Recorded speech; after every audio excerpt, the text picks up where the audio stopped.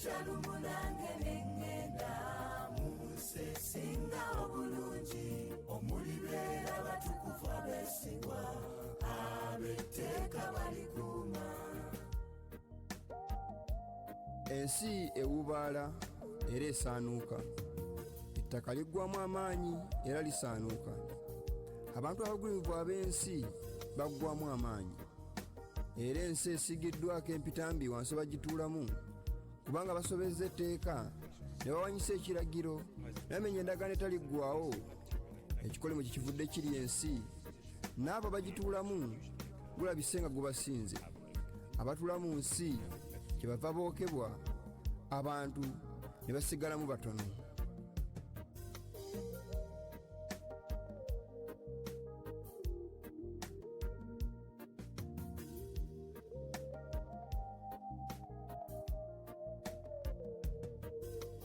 Tulichalumunange nengenda muse singa obulungi omulibera batukufu abesigwa abeteka balikuma. Tulichalumunange nengenda muse singa obulungi omulibera batukufu abesigwa abeteka balikuma.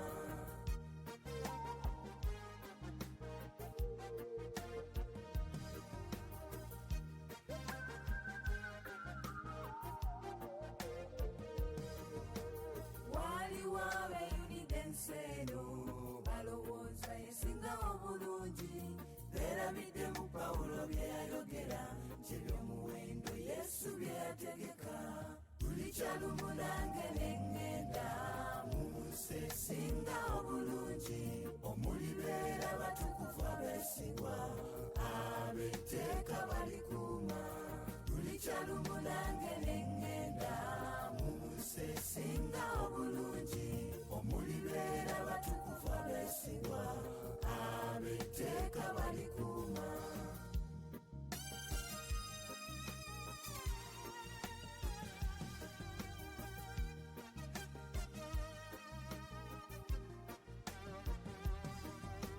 Sabiti ya Satane bagidibaga bateekawo sandalo obujeemu. Wakimanyi olinda ky'okuzukuka olabula enseera enjeemu. Tulichalumunange nengenda muse singa obulungi omulibera batukufu abesigwa abeteka balikuma. Tulichalumunange nengenda muse singa obulungi omulibera batukufu abesigwa abeteka balikuma.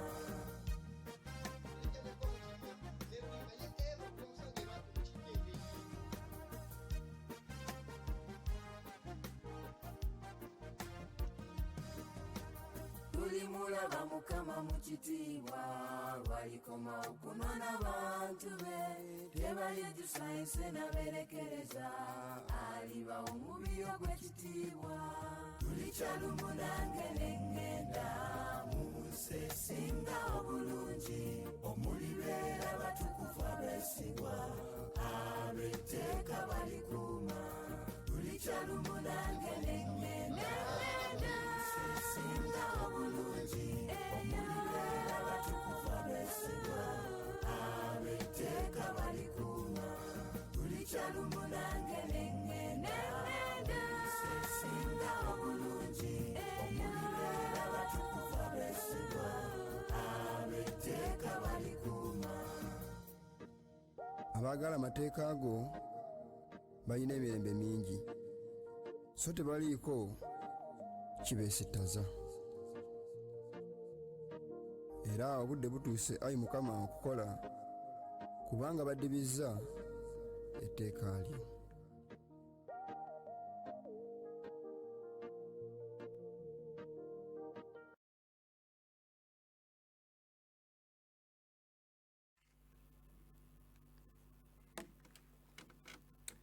Abantu ba Katonda mbalamusizaako nnyo Mukama waffe Yesu Kristo. Mwebale kubanga mutuuninze program yaffe eno eŋŋanzi era ennungi ku mukutu gwaffe guno gwa Moon TV. Mwebale kubaako nga mulaba n'okukwatanga obudde kubanga mujjukira buli kiseera okubanga ssaawa bwe ziti ez'akawungezi ka sabbiiti olweggulo nga mubeerako okola puroguramu yaffe eno. Tugenda kubanga tutandika puroguramu yaffe nga bulijjo ey'olweggulo ey'obunnabbi, ate ku Tuesday temwerabira puroguramu yaffe ey'okubalaga ebigenda mu maaso mu nsi, kankozesa ekigambo ekyo kubanga tuleeta ebintu ebyenjawulo okubanga mwongera okuyigana ddala ku sayidi ey'ebyokukkiriza so si mu sayidi owa politics n'ebirala byonna. Olw'ekigendererwa nti tuba twagala obanga tufaayo nnyo okulaba ng'omuntu afuna okuzimbibwa mu bulamu obw'omwoyo n'okutegeera biki ebigenda mu maaso mu bulamu obw'omwoyo, okubanga spiritually tutegeera Katonda kikyatwagaza ne kikyatatwagaza kukola. Newankubadde oluusi abamu baba balimbiddwa naye kiba kyansonga nnyo okutegeera amazima ne badduka okuva mu bulimba ne bajja mu kkubo ery'amazima. Tugenda kubanga tutandika puroguramu yaffe naye tulina kukuwaayo okusaba ng'enteekateeka bweri okuwasa Mukama ekitiibwa. Katuweeyo okusaba nga tufukamidde.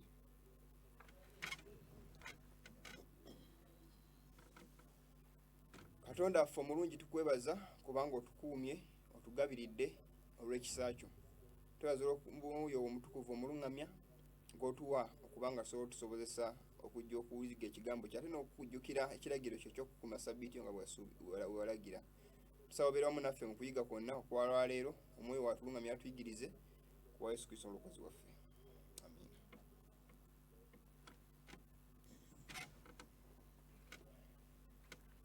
Tugenda kuba nga tutandika okuyiga kwaffe okw'olwaleero. Mpozi mukwano gwange alaba puroguramu eno n'abalala sijja nga sinagenda mu maaso kansooke okutumira ku mukwano gwange era muganda wange Hirale. Mukama akuwa omukisa webali kujja kukuŋŋaanako wamu naffe, n'abalala Mukama abawa omukisa betukuŋŋaanye nabo olunaku olwaleero ku lwa sabbiiti. Ate era tugenda kubanga tweyongerayo olwaleero n'ekyokuyiga kyaffe kino eno ku lutimbe. Katugende ku lutimbe tutandike okulaba ekyokuyiga kino tuyige nga bwe twakiteeseteese.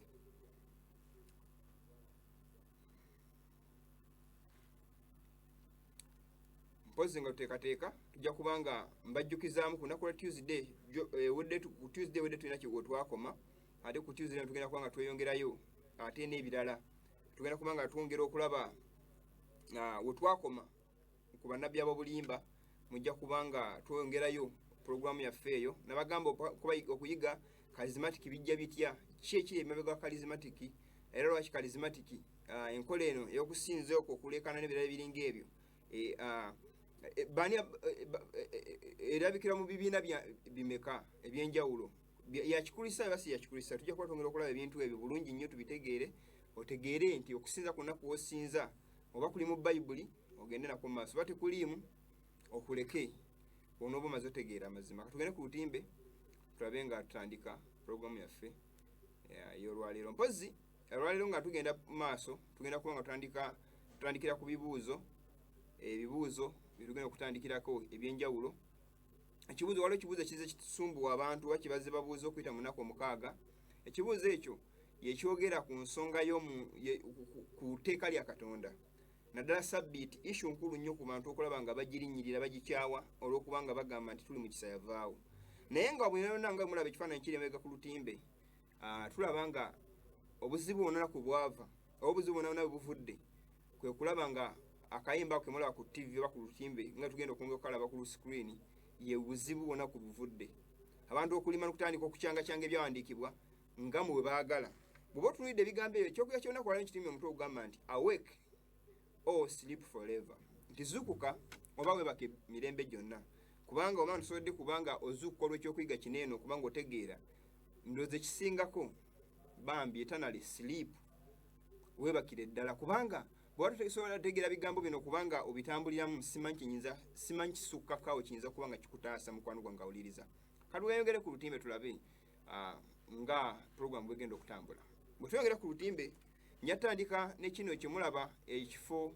Mpozi sijja kulema bajjukiza SDRA Protestants tuli ba 7th day nga tuyinza okulaba ebigambo ebyo, ate nga tuwakanya obulimba, ate nga tulinda Mukama ffe okujja, ate era nga kitundu kwabo nga ffe abasigalawo kwabo kitundu kwabo abasigala bali mu nsi muno eno abakubulya omulimu gwa Katonda n'ogutambuza nga bwe gwatuweebwa ekkanisa ey'amazima. obunabbi otugenda okwogerako okwo katono ngenda bukonawo katono naye nga tujja kuba tubiyiga sabbiiti ez'enjawulo obunabbi omwaka 2023 obunabbi obwo bwogerwako mu kitabo kya Daniel essuula y'omunaana n'essuula ey'omwenda nga bayibuli bwogerako ng'okutwala amakya n'amawungero okumala emyaka 2023 ezo ennaku 2023 ennaku 2023 gy'emyaka 2023 muno mulimu obunabbi bungi nnyo obwatuukira mu kiseera ekyo events ezaaliwo paka ku Yesu kuva bazimba Yerusaalemi paka Yesu Kristo we yajja n'akola omulimu gwe mu nsi paka Yesu we yava ku Yerusaalemi ng'eggwanga ku Isirayiri ng'eggwanga events ezajja zifollowinga paka Mukama we yadda ku bannaggwanga amaze okyogerako paka Yesu yava mu kifo ekitukuvu n'agenda mu kifo ekisinga obutukuvu ng'obunabbi bwa Bayibuli obutunnyonnyola tujja kubisomako byonna tubiyige ate events endala nga tulaba ne olugero ekisanga period tetumanyi naye nga tulaba ebibonero obulaga nti kisembedde kigenda kubaawo so tulaba emyaka egyo ng'egyakoma mwaka 1844 tujja kunga tubirabe obugazi bw'ebigambo bineeno mbiyisiremu mu bufunze naye nga olwaleero okuba nti akadde tulina katono ate nga twetaaga obikonako byonna njagala kulaba event okuva mu bbanga ekirangiro kyayita okuzimba Yerusaalemi okulaba ng'ekirangiro kiyita paka obunabbi bwonna bwatambula emyaka 2023 bingi ebyatuukira mu myaka egyo okuva Mukama we yava ku Isirayiri ng'eggwanga bingi ebyavaawo okuva okutuuka mu maaso okuva mu Eda 34 n'emyaka egyaddako bingi ebyatuukira mu kiseera ekyo so tujja kubiyiga nga tukozesa timeline eno ey'emyaka 2023 twongere tutegeere obunabbi bungi nnyo n'ebize bibeerawo mu kusinza okw'enjawulo n'enkola ezo zibaawo eza setaani ez'omubi zazaakola okulaba nga atuukiriza agenda ze mu kyambalo ky'obukristaayo so tujja kulaba nga tubiraba ebintu ebyo naye olwaleero katuyongere ku lutimbe tujja kuba nga twongera tulabe olwaleero njagadde tukonye ku nsonga y'ekifo kino ekitukuvu katono nnyo nga wetugenda okweyongerayo tulaba ndowooza ekifo ekyo ekitukuvu bwekiro kyazimbibwanga ekifo kino ekitukuvu kyakirina ekigendero ensonga n'amakulu gaakyo kyakitegeereza ddala enkola ey'okuwaayo saddaaka olw'okuggyibwako kw'obantu b'ebibi byabwe era nga kikola omulimu munene nnyo okulaba ng'abantu balengoosebwa okulaba nga batukuzibwa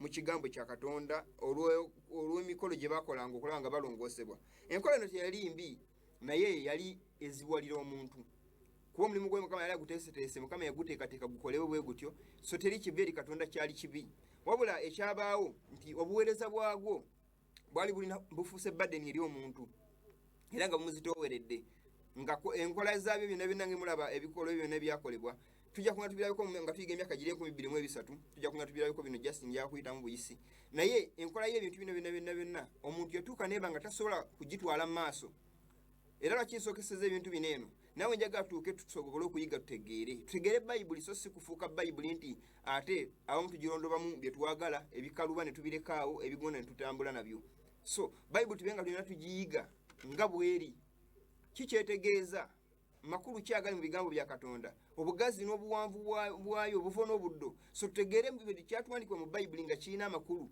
nga kitegeereka tukiyige tukitegeere Mukama nga bali ow'ekisa ajja kubanga naye atukwatirako kuyiga ebintu bino so yena n'ekifo ekitukuvu kyafaanananga ekyokuyiga kino nakiyigirizaako ko lwaki Yesu yajja ku nsi era manyi abafollowinga YouTube channel yange abafuna flash abamu mwalaba samoni eyo nzikiriza n'abatandika wamu naffe nga tutandika programu eno manyi twatambula ffenna so mu kiseera kino eno tujubira tweyongerayo nga tulaba ebyino byonna byagwandikiteekebwa mu kifo ky'endagaano enkadde ekifo ekitukuvu byonna byali biri ku agenda ya Katonda ku lw'obulungi bw'obulokozi bw'omuntu so era Buggalatiya ekifo kino akyogerako nga amateeka agayongerwako olw'okwonoona Buggalatiya 3:19 abantu bakyanga ebyandikibwa byonna batabitegeera bulungi nga bigamba so tulaba nga Bible yagamba the law was added because of transgression bayongerako Mukama etteeka lino ceremonials zino eno emikolo gino okulaba nga ekibi ekyali kimaze okujja kifunibwa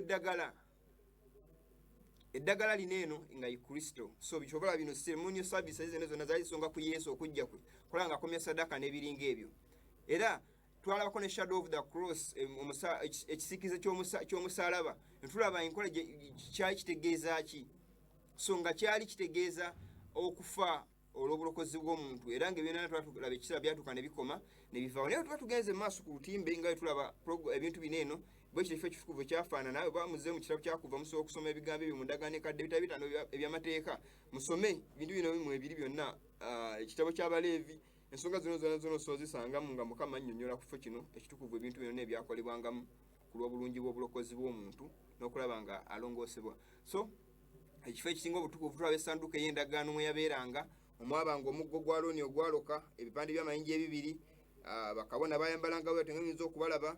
Abakabona waliwo kabona asinga obukulu ne bakabona bano abalala baweerezanga mu yeekaalu buli lunaku. So kabona asinga obukulu yayingirangamu mulundi gumu mu mwaka, yayingirangamu mulundi gumu mu mwaka mu mwezi gw'omusanvu nga 10 n'akola okutangira okusembayo final atonement. So bw'atyo obwekityo bwe kyafaanananga, kabona bw'atyo bwe yafaananga bwe yayambalanga. High priest n'akola omulimu gwo, breastplate eyo bwe yatyo emalanga okutangira n'eyakanga okukkiriza nti sadaaka ekkiriziddwa mu maaso ga Katonda, amayinja ago gayakanga olw'ekitiibwa kya Katonda. N'ebirala bingi nnyo ebyabalabikira mu kifo ekitukuvu nga kabona yakola omulimu gwe ogw'okutangirira. Obudde obwo bwavuganga ng'akola omulimu gwe bwalekeranga okuvuga bamujjanga kuba yali afudde, nga bateekako kabona omulala nga yeerongoosa ng'agenda paka omukolo gwe gwaggwa, nga buli kabona alina okugendayo singa abasooka be babeera nga tebatuukiridde nga bafiiriddeyo.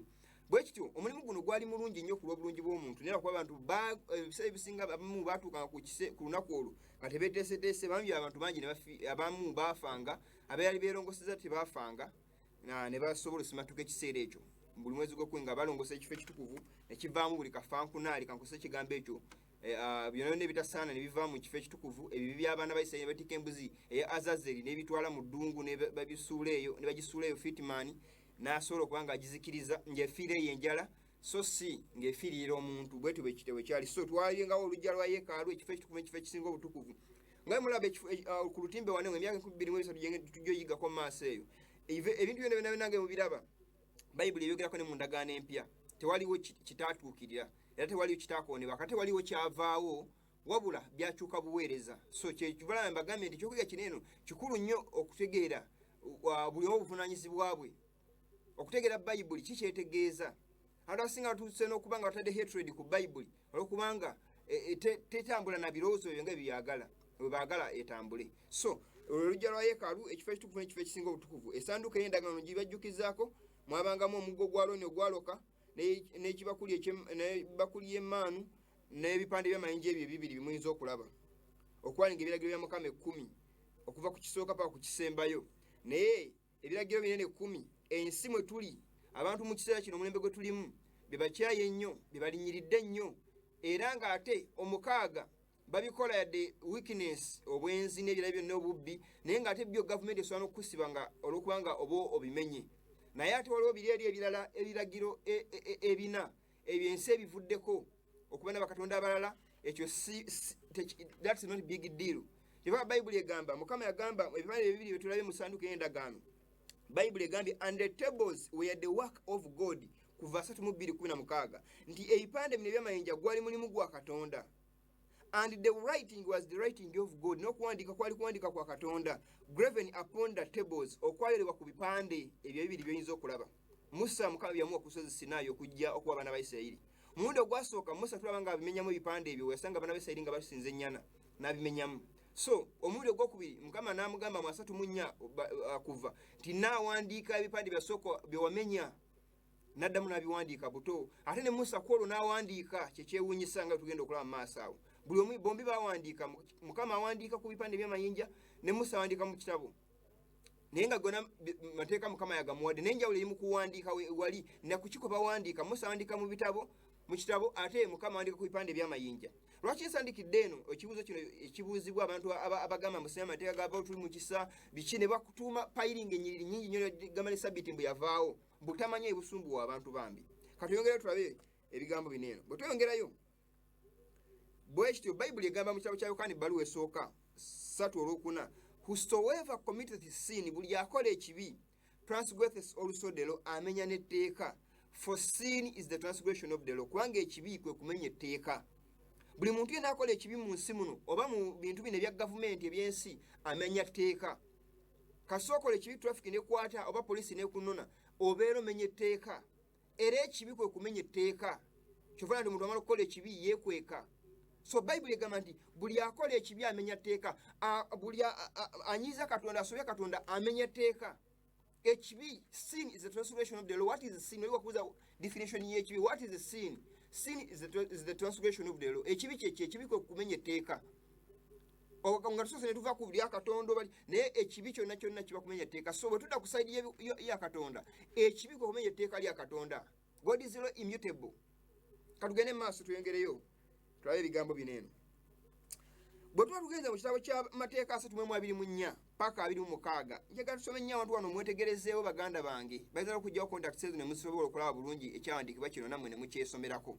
Kansomebwe nagamba, and it came to pass, awo lwatuuka, when Moses had made an end of writing the words of this law in a book. Musa ng'amaze okuwandiika ebigambo by'etteeka lino mu kitabo. Muwulirize bulungi. Awo lwatuuka Musa nawe yafundikidde okuwandiika ebigambo by'etteeka mu kitabo, until they were finished, okutuusa ebyafundikirwe bamalirizibwa. That Moses commanded the Levites, Musa n'alagira Abaleevi, which bear the ark of the covenant of the Lord, saying, abaali basitula essanduuko lya Mukama nga agamba oba nga abagamba. Musa n'abagamba atya ng'amaze okuwandiika bino eno, abagamba abaali basitula essanduuko ya Mukama y'endagaano, n'abagamba atya, n'abagamba ebigambo bino eno.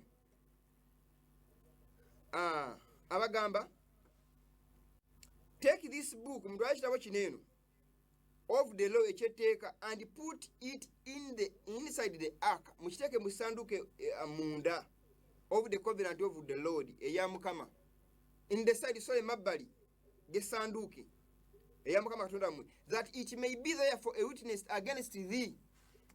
So okubeera omujulirwa omulabe wammwe, omujulirwa aboolekedde,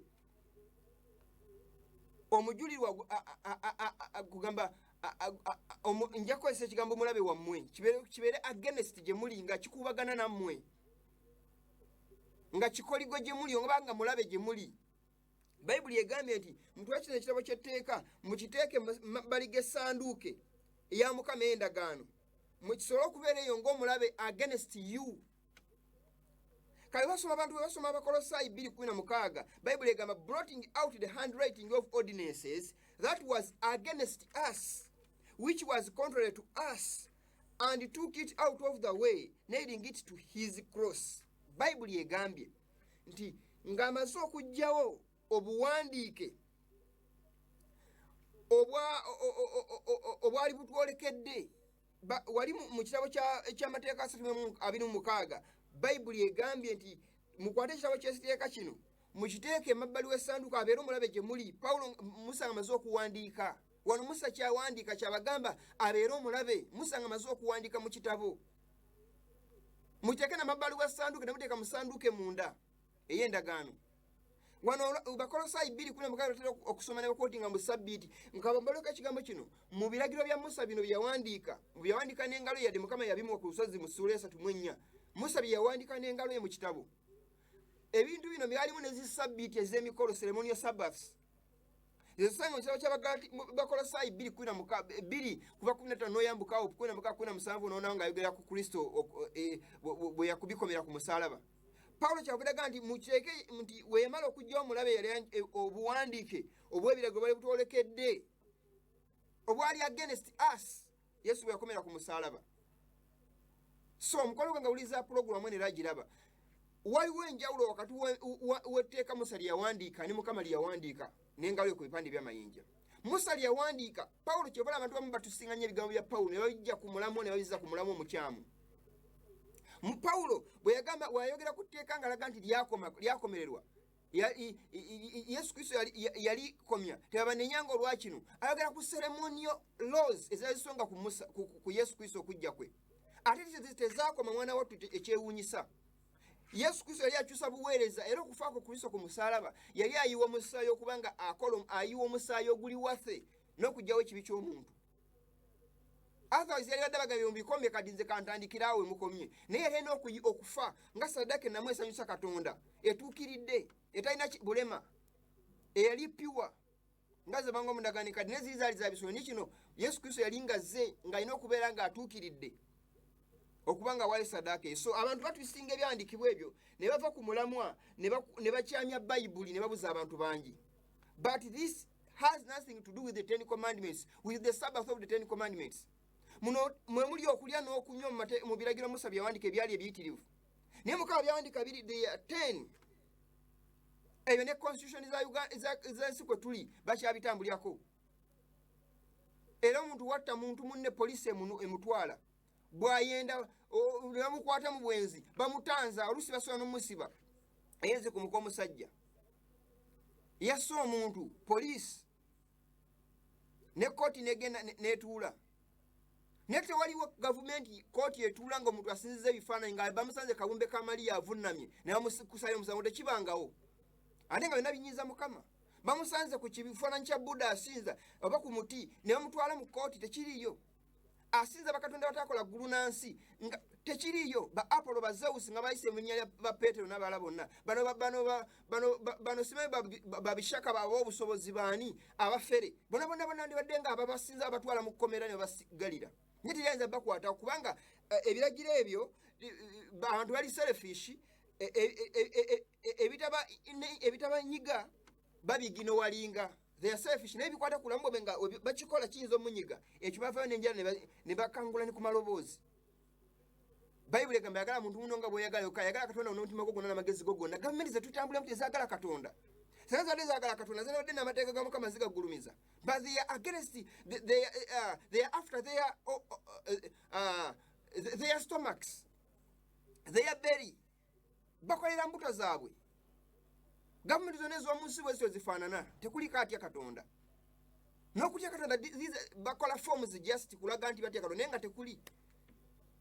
Police tebatya Katonda singa badde batya Katonda singa sabbiiti ya Mukama era singa basiba abantu yadde Kristo yaleeta eddembe ekisa naye n'abantu abatta mali badde mubaleka kuba tuli mu kisa. So bwe kibanga ekisa kikolako sayidi emu nga sayidi endala tekikola mukwano gwange awuliriza Katonda abanja obedience. So tutunulira etteeka eryali omulabe w'omuntu n'etteeka eryali mukwano gw'omuntu ngero Zaburi 10:10 alyogerako the law of liberty agamba nti great peace of they which love thy law abalina emirembe mingi abagala etteeka lya Mukama. Yakobo 2:12 agamba the law of liberty so say ye and so do as they that shall be judged by the law of liberty. Mwogerera mukole nga bagenda osalira omusango n'etteeka ery'eddembe. So eyo gavumenti bwetyo weefaanana ensi bwetyo weefaanana. God's law is the law of liberty. Naye mateeka namalala gagulumiza they are not the law of liberty.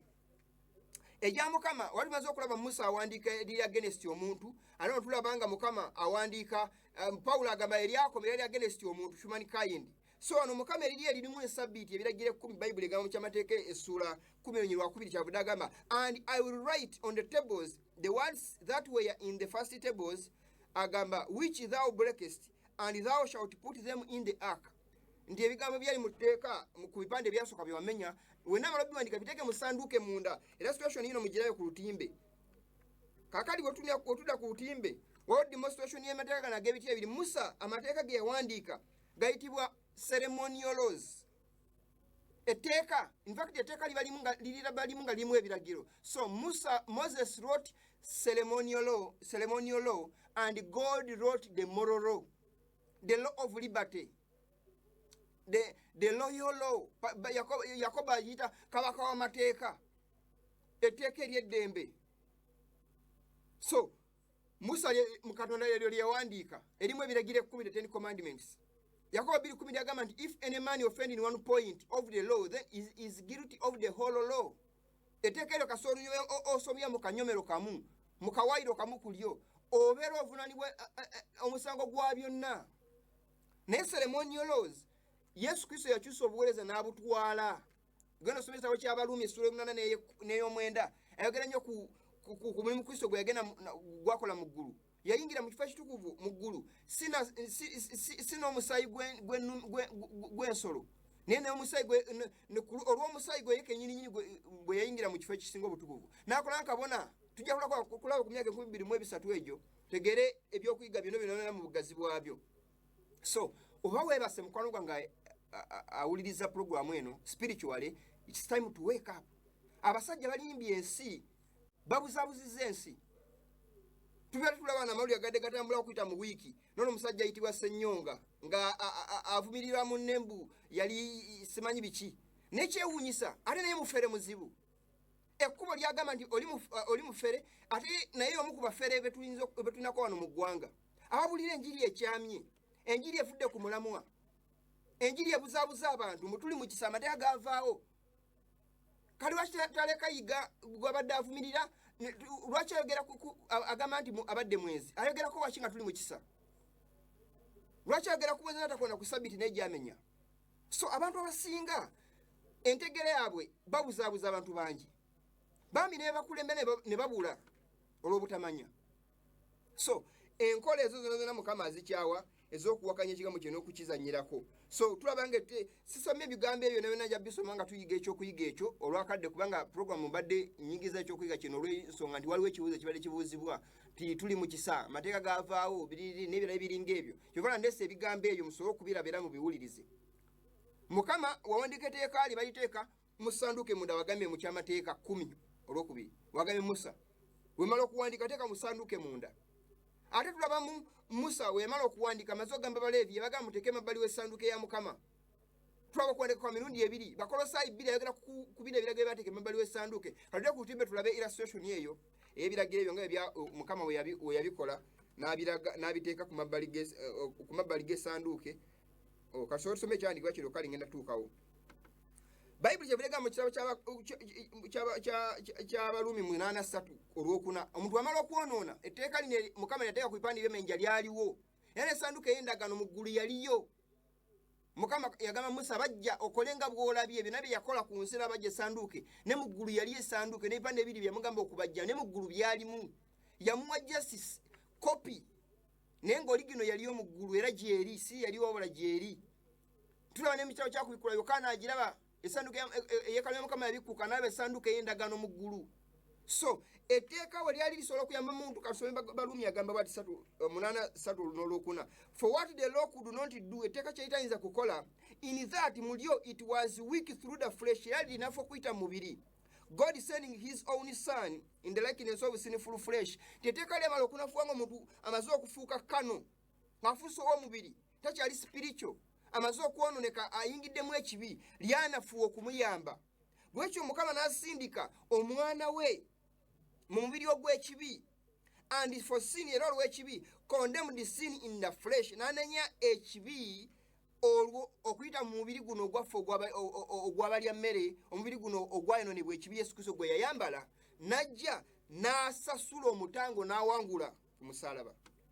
Akyavudde agamba that the righteousness of the law, bwekyo obutuukivu bw'etteeka, might be fulfilled in us, osobola okutuukirira mu ffe, who walk not after the flesh, atatambula goberera mubiri, but after the spirit, naye bagoberera omwoyo. So wano wali challenge abantu babulira. Teteka kyekitayinza kukola lyali linafuna agandi etteeka lirina makulu. Ategeeza muntu amala okwonoona lyanafuwa. Naye omuntu amala okufuuka spiritual n'aba ng'afuuse ow'omwoyo, the law can do something, can help that person. Etteeka sobola okumugamba tobba n'ategeera nti Yesu okubba kibi, toyenda nti Yesu okwenda kibi, kubanga kati wa mwoyo. Naye omuntu abeera ng'ali carnally minded tasobola kuwagala bintu bya mwoyo, because the law Bible egamba etya, for we know mu kitabo ky'Abaruumi 7:14, for we know that the law is spiritual, tumanyi etteeka lya mwoyo, but I am carnal, neze ndi wa mubiri, sold under sin, natundibwa okufugibwa ekibi. But the law is spiritual, not carnal. Ne tumaze ate tulaba wala Paulo ngagamba the law of carnal mind, netteeka eri okulowooza okw'omubiri. That was the ceremonial law. Yesu yakomerera ngamaze okufa ku musaalaba omulundi ogwasooka, his first advent. So wano ewali challenge abantu babulira ne bannabbi obulimba babuliza ensi. Naye katugende maaso olwakadde era mu Isaya 2:20 mu Bible kyevudde gamba the Lord is well pleased for his righteousness' sake. Mukama yasiima olw'obutuukirivu bwe. He will magnify the law, ajja kugulumiza etteeka, and make it honorable, liseemu ekitiibwa. Buno bwali bunnabbi obusonga ku Yesu. Yesu bwe yajja teyamenya ku Ssabbiiti nga bale batera okugamba Musembwe endiga yagenda yawunya omuntu omukono ogwali gukaze. Kiri mu tteeka ya Mukama nti bw'owunya omuntu ku Ssabbiiti oziza musango. Tekyali mu biragiro bya Katonda. Those were the traditions. Kyova Yesu Kristo yabagamba nti you will reject the commandment of God that you may keep your own traditions. Mulekera etteeka lya Katonda mukati obulombolombo bwammwe. So ensi eyayita ekikristo bwe teweebulidde weefiridde ku mulamwa. Bwe tweyongerayo Luka kyavudde agamba 16:17 kyavudde agamba and it is easier for heaven and earth to pass, era kyangu ddala eggulu n'ensi okuvaawo than one tittle or one sorry, it is easier for heaven and earth to pass than one tittle or of the law to fail. Ndio okusinga ennukuta emu atuyinzaako okuteeka okuvaako. Kyobulaba nnyo 18 atuuka n'agamba, whosoever putteth away his wife, bwekyo agoba mukazi we, and marrieth another, n'awasa omulala, committeth adultery, ng'akoze ogw'obwenzi. After okugamba nti wano etteeka terigenda kuvaawo paka kyangu eggulu n'ensi okuvaawo. Kyangu bino betulina mu byonna n'okuzikira ne biggwawo kuba Mukama agenda kukola eggulu ejja n'ensi empya. Ne mu Isaaya 6:6 tulaba ng'akola eggulu ejja n'ensi empya. Naye nga Ssabbiiti ate mu nsi empya gy'eri mu Isaaya 6:23. Nga gy'eri lisizi Mukama agulumiza tteeka lye alaga nti ligenda kubeerawo. So bwe tudda wano ku Nnyiro 18 agambye nti buli agoba mukazi we ajuliza still tteeka the moral law lyateeka ku bipande by'amayinja eriri immutable as eriri everlasting as his throne lya mirembe gyonna ligenda kuvaawo linywerera ng'entebe ya Mukama tevaawo. So ebintu bino baganda bange abawuliza puroguramu n'abagiraba muzuukuke muleme kulimbibwa bambi. Sitaani gwe mulimu gwakola okulaba ng'abuzaabuza ensi naye amazima weegali. Omuntu yenna abula ayagadde. Bwe tweyongerayo ku lutimbe kyebalaba Yakobo 1:25 agamba, kubanga omuntu yenna bw'aba omuwulizi w'ekigambo so nga si mukozi, oyo afaanana ng'omuntu eyeeraba amaaso ag'obuzaaliranwa bwe mu ndabirwamu, kubanga yeeraba n'agenda amangu ago ne yeerabira bw'afaananye. Omuntu bw'aba ng'alina amaaso ng'atuna endabirwamu agikwata n'atuna bw'ati n'ateekawo n'agenda naye yasobola okwerabira abadde afaanana bw'erabye mu ndabirwamu. Bayibuli bwetugambye, Yakobo agenda maaso n'agamba olunnyo luddako agamba Yakobo 1:25, but whoso looketh into the perfect law of liberty, naye yatuna mu tteeka erituukiridde ery'eddembe, the perfect law of liberty, and continueth therein, n'anyiikirira mu lyo, he being not a forgetful hearer, nga si oyo awulira ne yeerabira, but a doer, naye nga mukozi, of the worker, ow'omulimu gwe limugamba, this man shall be blessed in his deed. Omuntu oyo agenda kubanga awalaba omukisa mu kikolwa ky'omu byakola. This is the perfect law of liberty, the 10 commandments, the law which was written by the finger of God on the tables of stone. Mukologa kawuliriza bwekyo bwe kiri.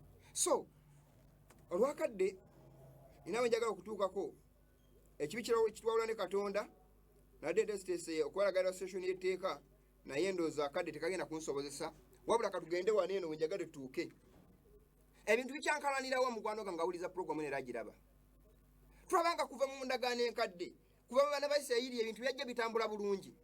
Abatume batuuka ne bavaawo bambi ne Yesu Kristo amala okufa n'aleka abatume ng'amaze okuzuukira, abalesa abawaddeko mission nti wemala okuddayo njabawo Omwoyo Mutukuvu, bwamala okukakuma mugende mubulire enjiri era amawanga gonna mubabatize. Baali ku still ku platform ey'amazima ga Katonda, baali bakwata etteeka lya Katonda nga bwe yali bagamba. Pawulo tulaba ne mu bbaluwa zonna ng'awandiika ng'agulumiza etteeka lya Katonda. Tulaba events ez'enjawulo nga ku Ssabbiiti bakuŋŋaana. Pawulo yali mpisa ye, Yesu yali mpisa ye, Yakobo Luka 4:16. Still naye yali mpisa ye kuŋŋaana ku Ssabbiiti. Naye ebintu bikyankalanirawa. Ku Bikula sura ya 13 tulaba tulaba Luka 6:6 eyogerako mu kiseera kino. Luka 6:6 zina kibagamba entakera. This is not a microchip, neither a computer. 666 is a man.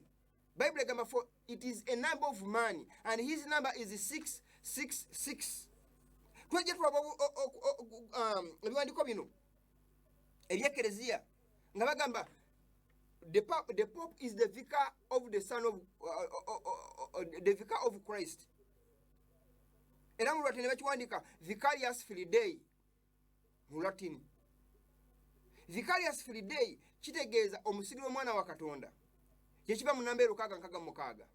Luka 6:6 utubala mu kigambo Vicarius Filii emuve namba ezo twakibala ekintu ekyo abagala flash mujja kugifuna ate abalasula musogenda ku YouTube channel yange okujja mu inbox yange mu WhatsApp nemba wa link eyo nga mbayigiza coronavirus and the 66 nayigiza samoni eyo so okujja ne nyongero bashe yalingira link eyo nemugenda mugiraba nabala musubscribe ku channel eyo musolo kulaba nga mulaba program zonna ababa misinze some programs zino nga tuyiga ku Ssabbiiti oba ku Tuesday musobola okuba nga mugenda ate after ne mu viewinga channel eyo YouTube channel yaffe eya ministry ne musobola okuba nga mujjako ebintu ebyo musobola okuba nga mubiraba videos ezo sermons zetumaze okuyiga nga temubaddeewo. So sermon eyo kweri 666 kanaluzaala ava kuki bw'osoma ku Bikulu essula 13 katusooke tudde ku lutimbe nga tweyongerayo nyongera okubalaga ebigambo bino eno bwe tweyongerayo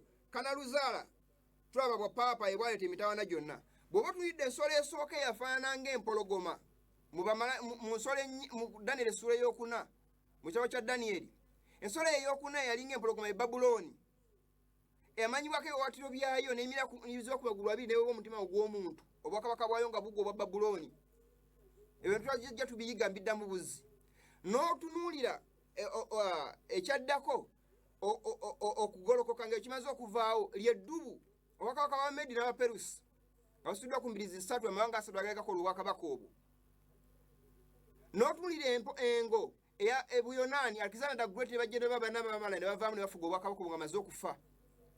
Waliwo ekyasembayo y'ensolo eyo eyali ey'okuna ey'entiisa eyalina amayembe 10 omwagoloka akayembe akatono akalina amaaso ng'ag'omuntu nga kalina n'akamwako g'ebigambo ebikulu eby'obuvoozi.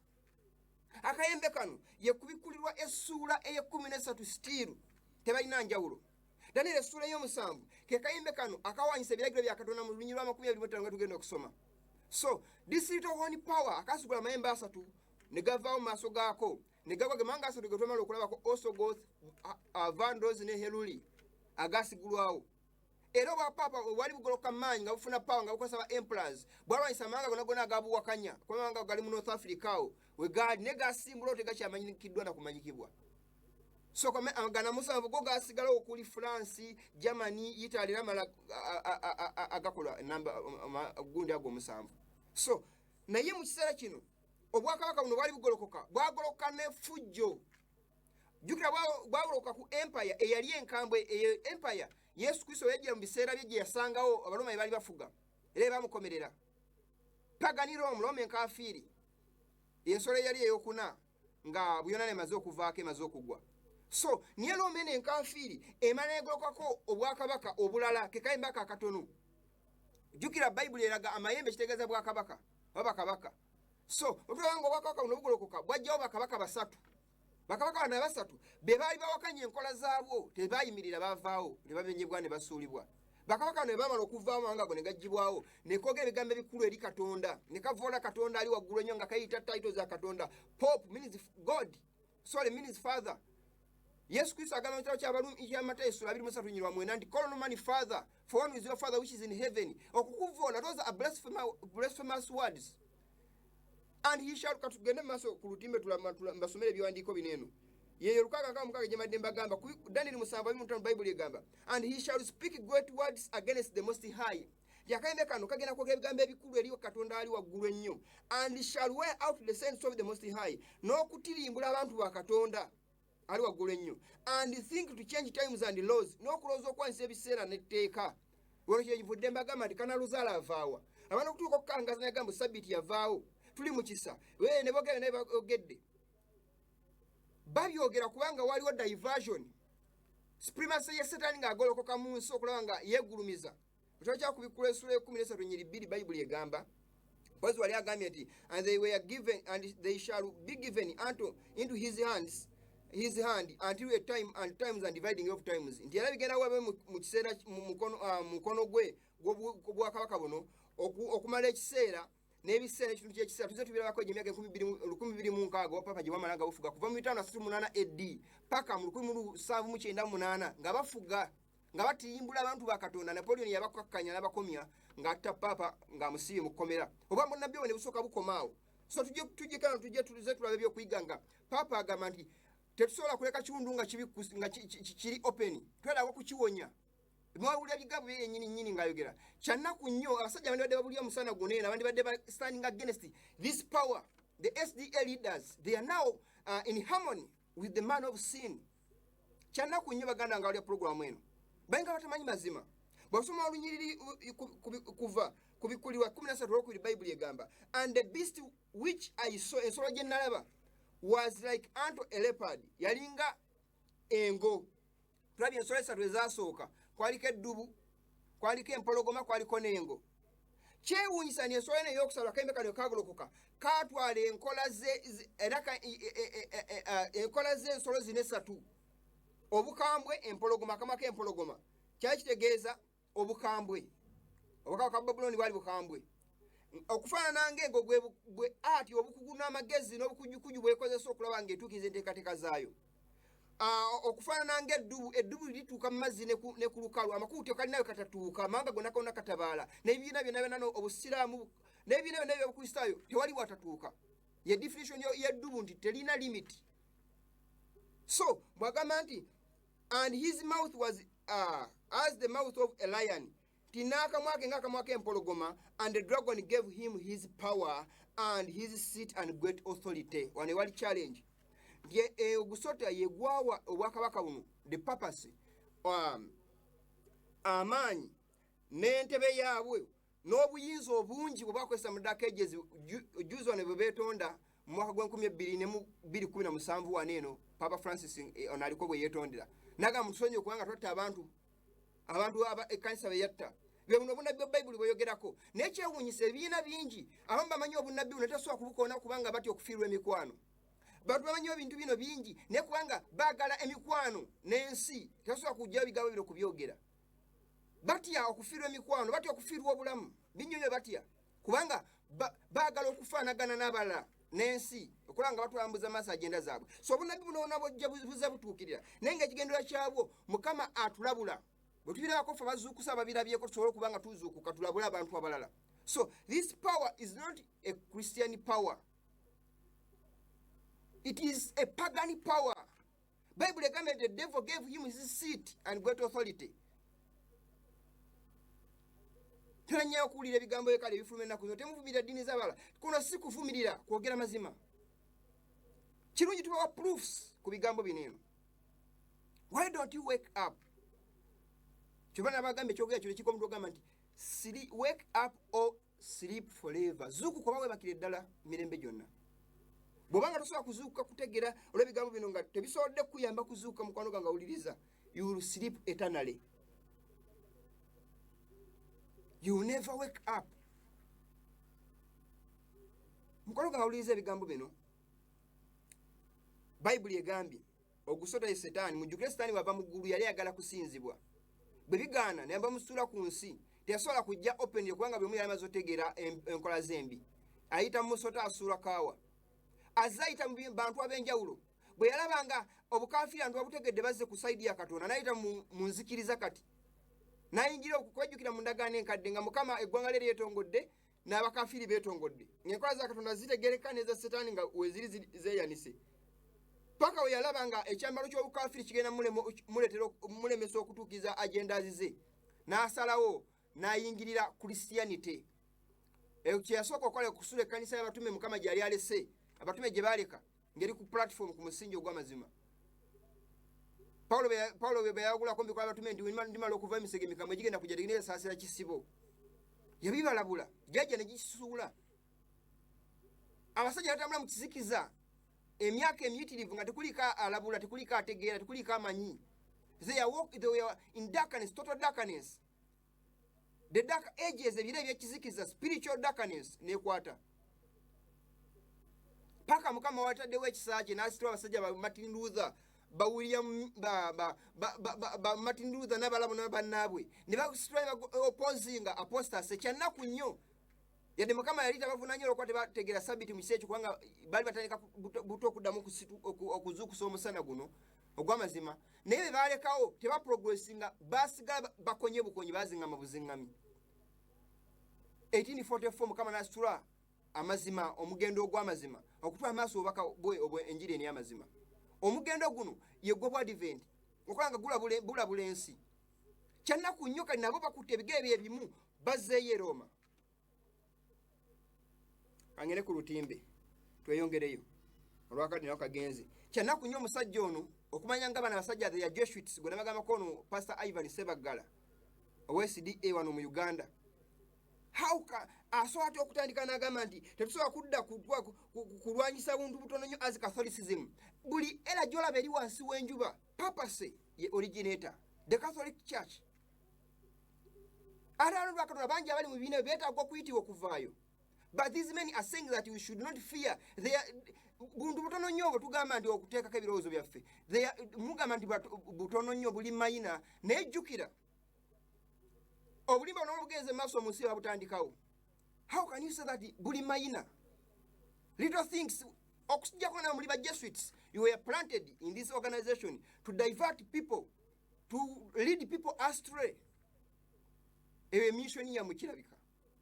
So abantu mwalizuukuse before late. Separate from these people if they have decided to separate their souls from God. So you separate from their congregations still. Mubawukaneko. If they cannot change to the platform of to go back to the platform of truth, come out from among these people and be separate.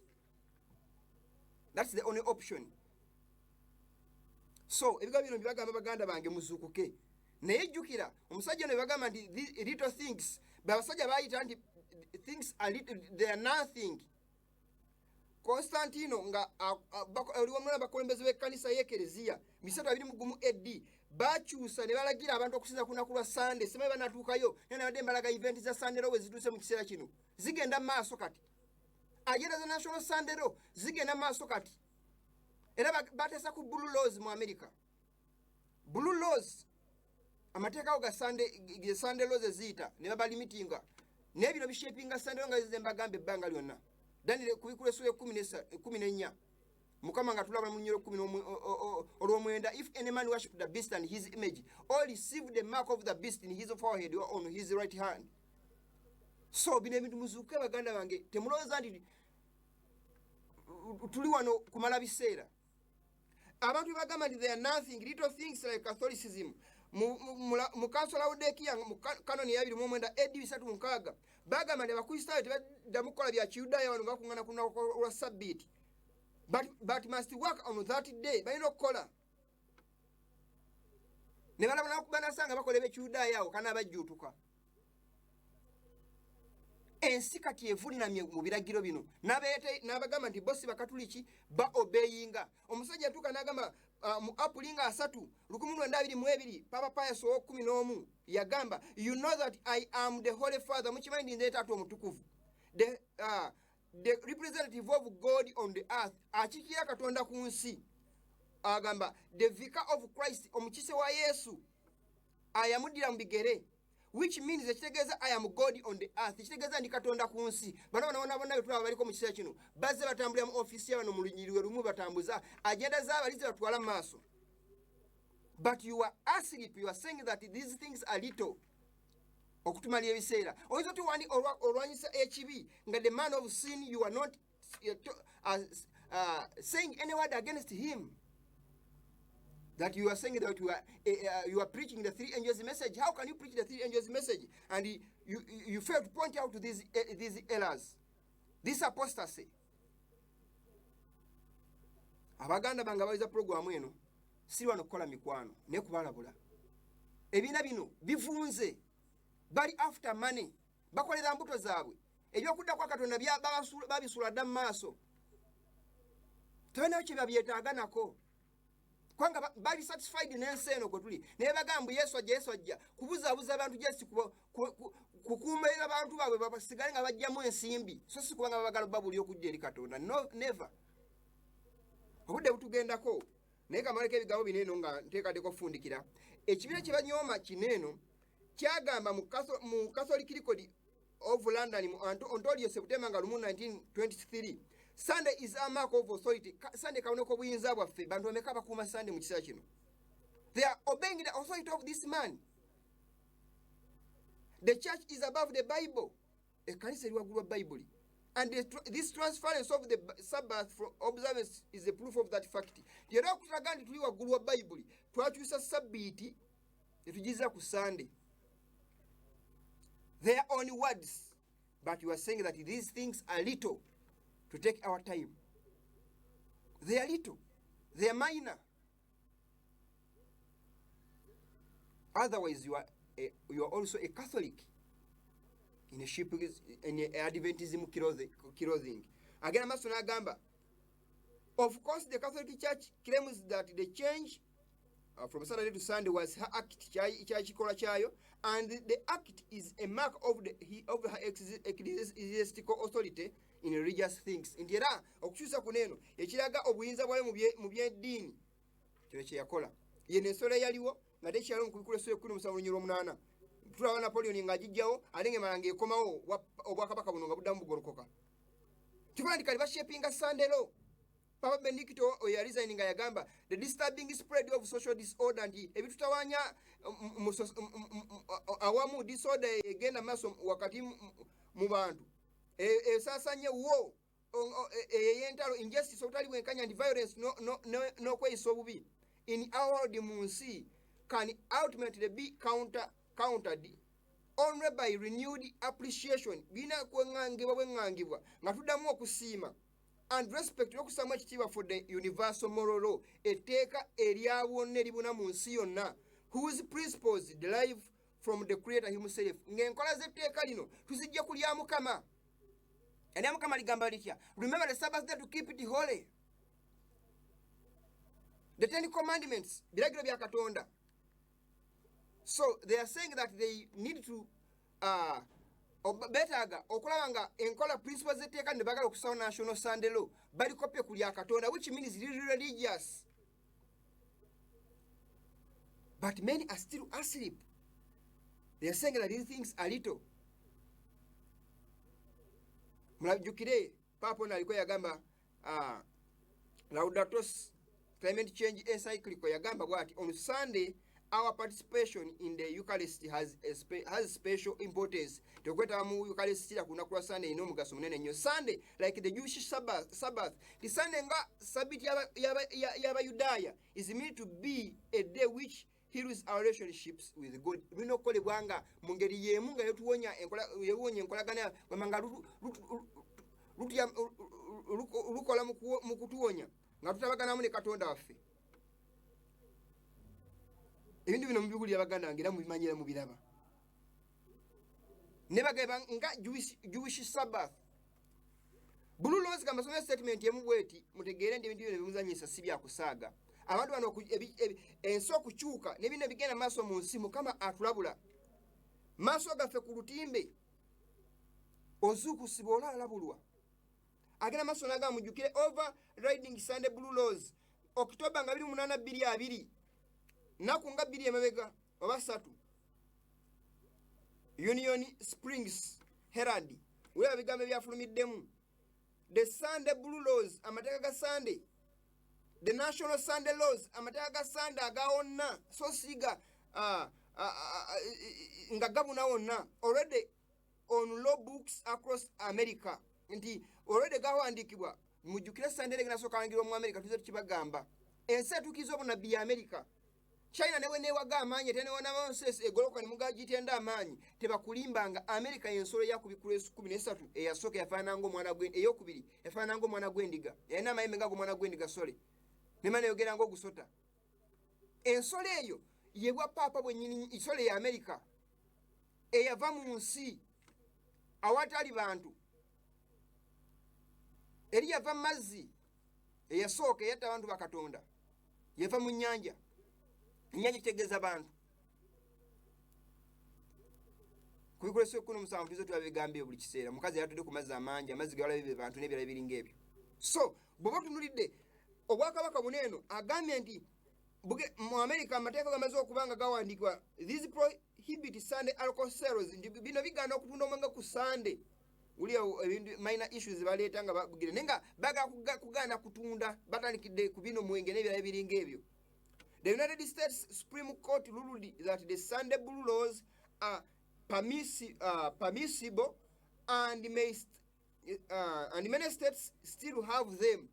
Amateeka neno yadde tegana kuvayo officially nga government okubanga ekiteekamu omukono Mukama kyagolodde omukono gwe naye mu state ez'enjawulo gagenda maaso manga nga Germany namu mwegali gagenda maaso. Tujukira wano zetu najjambala gemyaka nga Sunday wezegeza wako kuteekebwawo tujukira mu Canada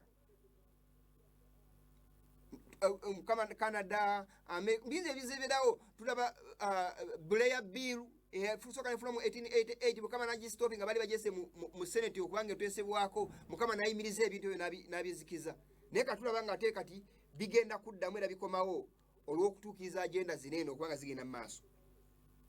Ulabagala maaso ga the United States Supreme Court ruled that the Sunday blue laws imposed amazagama 32 states impose restrictions on Sunday alcohol sales. Mulaba ndoza byakutunda mubatambulidde omuntu yenna alema okutunda newankodde okuno okujja ngo maze ofuna akamono k'ensolo omuwondo gw'erinnya ly'ensolo. Numerous counties still have Sunday blue laws. Outside the United States, Nova Scotia and numerous countries in Europe, for example Germany, have Sunday blue laws. Amateeka ago genda maaso naye ekintu ekikulu Uganda ne weyisa amateeka ago wano ekintu ekikulu kiri ku America yetukiriza obonnabbi bwonna kubanga obonnabbi bwonna onako bwetolodde obwensi mukama nga tutula mu kiro kyakubikula mukama gy'apointingako eyo kasita neeyisa byonna byonna bigenda kusaasaana mu nsi yonna. Temwerabira mu kiseera kino eno coronavirus yazzeemu era kati nawulireko n'abaana b'amasomero be basanzemu coronavirus mulowooza bigenda kusirika. Eno agenda ya coronavirus erina okuba target basajja gye bakozesezza okulaba nga etuukiriza buli kye baagala. Kino ekirwadde bakirekawo nga bono omwana bw'anaabanga kusoma n'ojjayo ekintu okumuliisa n'ojjayo omugamba ma bwe baagala okuyisaawo ebigendererwa byabwe nga bajjayo coronavirus. Kati amateeka ga internal blue laws gano bagala okuyisa ne gonna tulaba Italy yazizzaako lockdown nayo.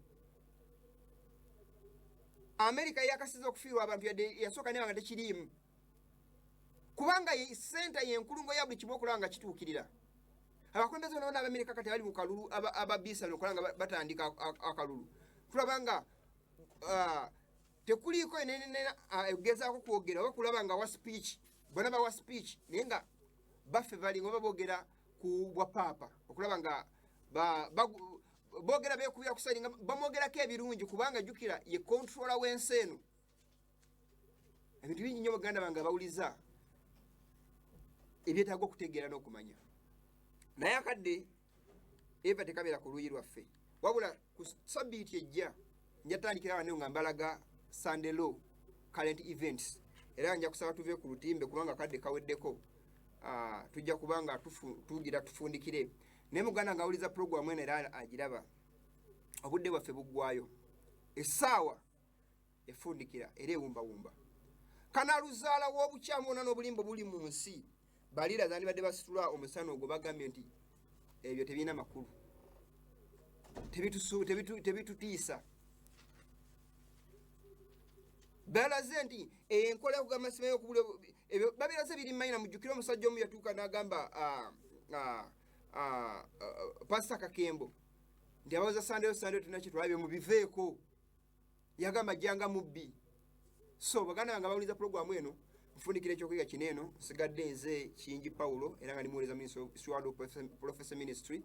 Mbagala nnyo bali kubanga mula programu eno omukadde wange mwami bali mutajjo nkutumiddeko nnyo mukama ayongere okujjanja era kusuuse n'abala bonna mbatumiddeko besikoonyeko manya akadde katuweddeko ne ku Tuesday ku makya tusinkane ne mukwano gwaffe gwe twaliko ne Tuesday wedde omwana wa Pastor Kakande tujja kubanga tuyongera maaso okulaba nga tuwulira ebintu bingi nnyo ku basumba abafeera b'obulimba yesu wadde kulanga muleeta obudde bwebwo ne mubeere bulungi ne bazanyo mu TV ne management yaayo mukama bawo mukisa sabbiiti ennungi. Baweereddwa omukisa abakwata ebiragiro bya Katonda balyoke babeere n'olukusa ku muti ogw'obulamu